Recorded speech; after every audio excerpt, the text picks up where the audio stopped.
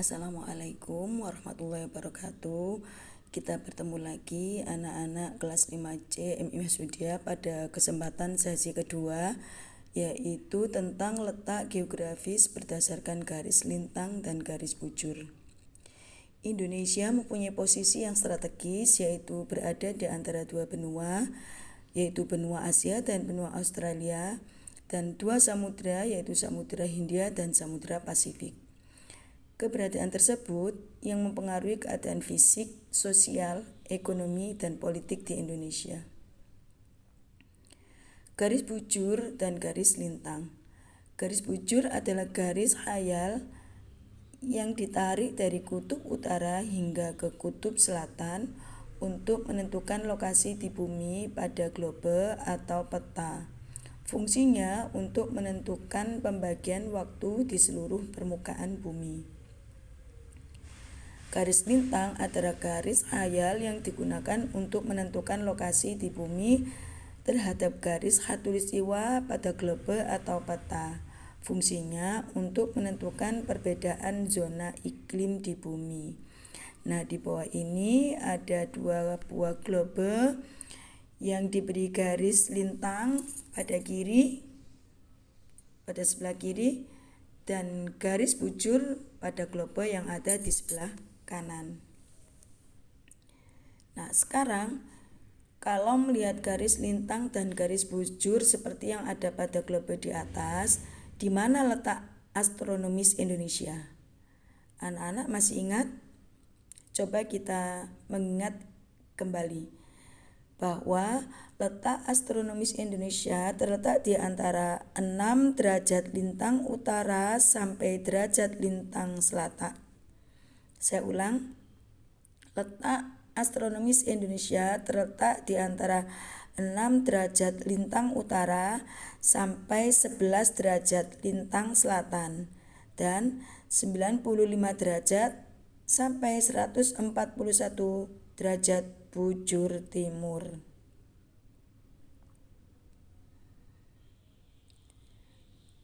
Selanjutnya, kenampakan alam, daratan, dan perairan. Kenampakan alam adalah segala sesuatu yang dibentuk oleh peristiwa yang ada di alam. Kenampakan alam terjadi secara ilmiah dan dapat dilihat dari permukaan bumi yang berupa daratan dan perairan. Nah, di sini ada beberapa kenampakan alam di daratan. Yang pertama, dataran tinggi. Yang kedua, dataran rendah. Ketiga, pegunungan. 4, gunung. 5, bukit dan perbukitan. 6, lembah. Dan yang terakhir, pulau. Mari kita coba mengingat kembali apa yang disebut dataran tinggi. Dataran tinggi adalah wilayah dataran yang luas, relatif datar, dan terletak pada ketinggian 300 sampai 600 meter di atas permukaan laut. Contoh dataran tinggi di Indonesia adalah dataran tinggi Dieng di Jawa Tengah, dataran tinggi Jayawijaya di Papua, dan dataran tinggi Gayo di Aceh. Yang kedua, dataran rendah. Dataran rendah merupakan wilayah dataran yang relatif datar, luas, dan memiliki ketinggian kurang dari 200 meter di atas permukaan laut. Dataran rendah di Indonesia diantaranya dataran rendah Palembang dan dataran rendah Surakarta. Yang ketiga, pegunungan. Pegunungan merupakan rangkaian gunung yang saling menyambung satu sama lain, tinggi, luas, dan memanjang dengan mencapai ketinggian lebih dari 700 meter di atas permukaan laut. Contoh pegunungan di Indonesia adalah Pegunungan Jayawijaya di Papua, Pegunungan Sewu di selatan Pulau Jawa, Pegunungan Pompange di Sulawesi Tengah. Pegunungan Jayawijaya adalah pegunungan yang tertinggi di Indonesia, dengan puncaknya Puncak Sudirman. Yang keempat, gunung. Gunung merupakan bagian bumi yang menonjol dengan ketinggian lebih dari 600 meter di atas permukaan laut.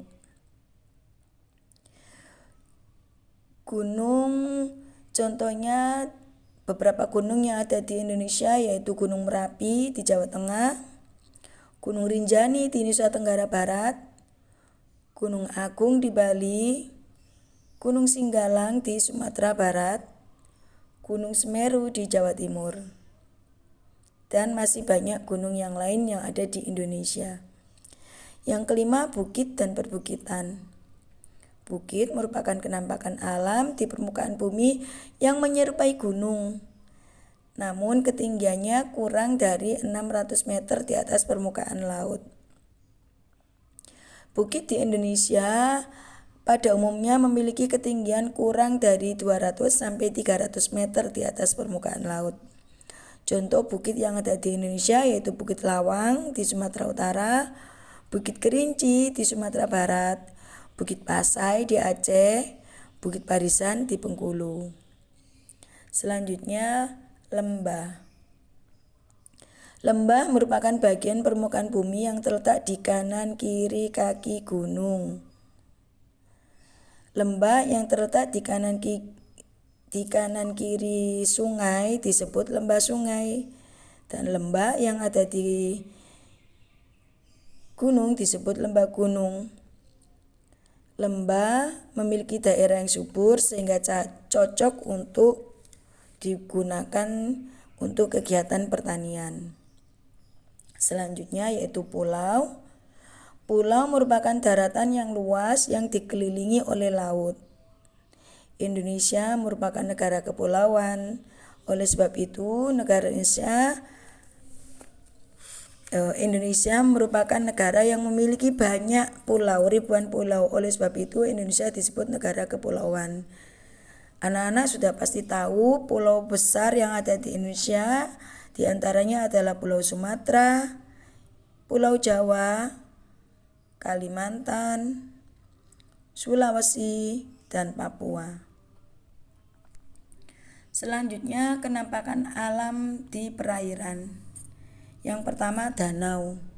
Danau merupakan permukaan bumi berupa cekungan di darat yang sangat luas dan digenangi oleh air yang dikelilingi oleh daratan.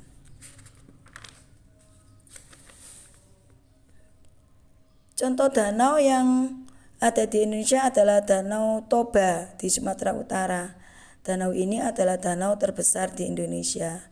Selanjutnya ada Danau Jembawan di Sumatera Selatan dan Danau Singkarak di Sumatera Barat. Selanjutnya laut. Laut merupakan bagian permukaan bumi yang luas, digenangi air, dan yang dalam dan paling rendah. Laut yang sangat luas disebut samudra.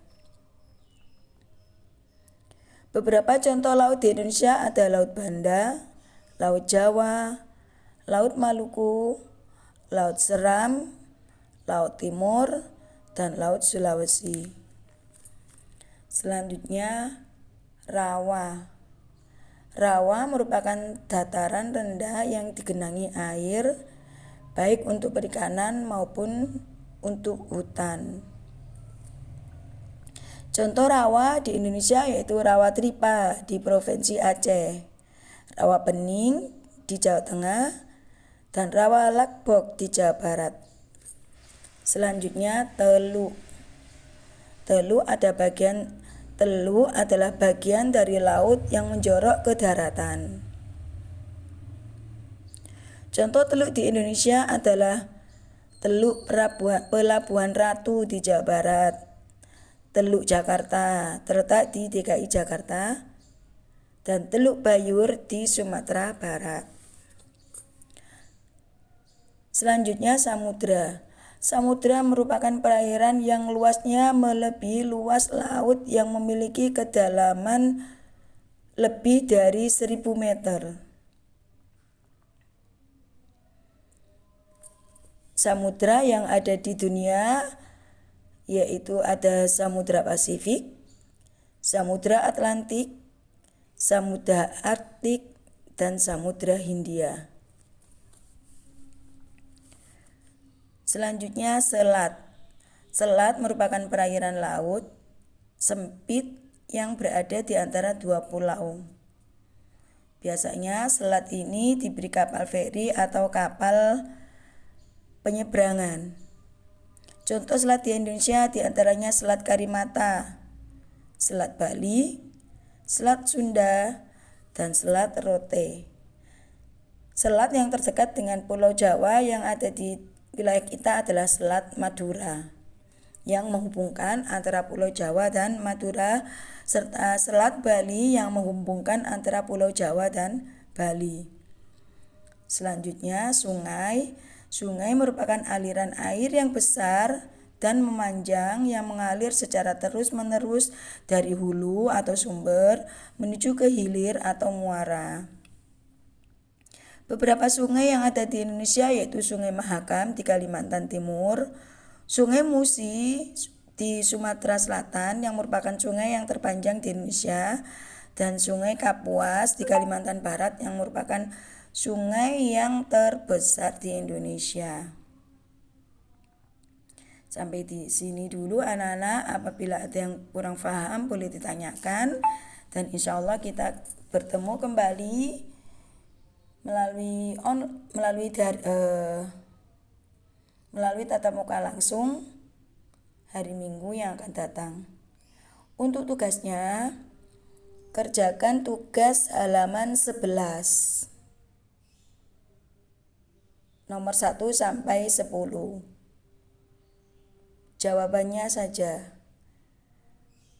Jangan lupa untuk mengerjakan tugas dan tetap semangat. Terima kasih. Assalamualaikum warahmatullahi wabarakatuh.